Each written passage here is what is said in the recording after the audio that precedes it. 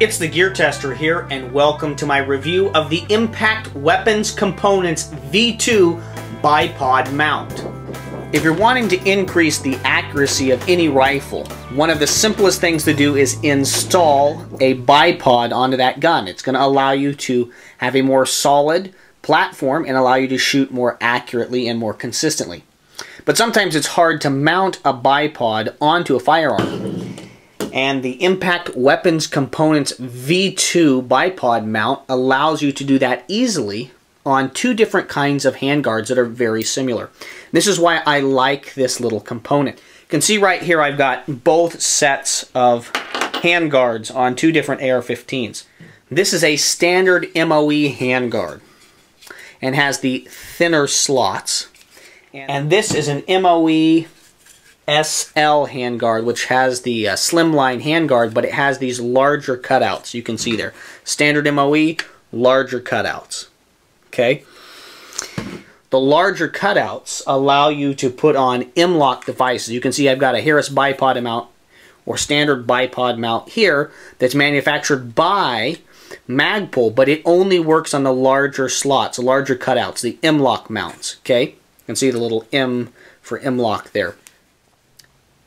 What I like about this Impact Weapons Components V2 bipod mount is you can use this same little component that's made out of aluminum on either one of these handguards, and they achieve that by a varying thickness here on this little portion of the component. So when I want to install it on the standard MOE handguard, I use that thinner portion there and it slips right down in, and I can tighten it down with the little components that come with it. Okay? Or if I like to install it on the larger slotted holes, the M-LOK holes, I can do that here, just like so.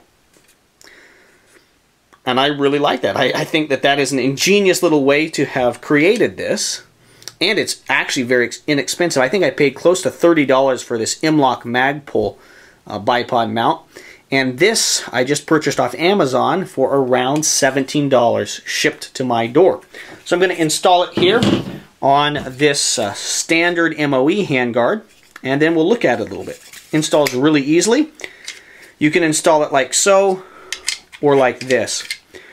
For my purposes, I'm going to install it like this. It gets it a little bit further away from the end of the handguard, which means that as I install this, the bipod doesn't get caught up on this little lip and angled out like this. Pushing it back all the way will allow it to fit right in that slot, and I'm sure they did that intentionally. If you install it like this closer to the handguard, it's going to allow you to install the bipod, but then the bipod's going to be canted down, and I dislike that. So you're just going to insert it like that, drop your little screw through, flip it over, make sure that it's lined up correctly.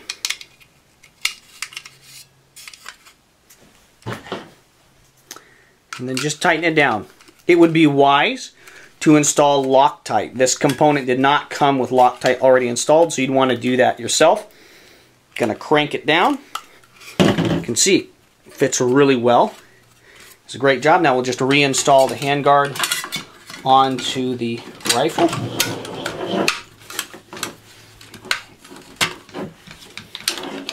There we go.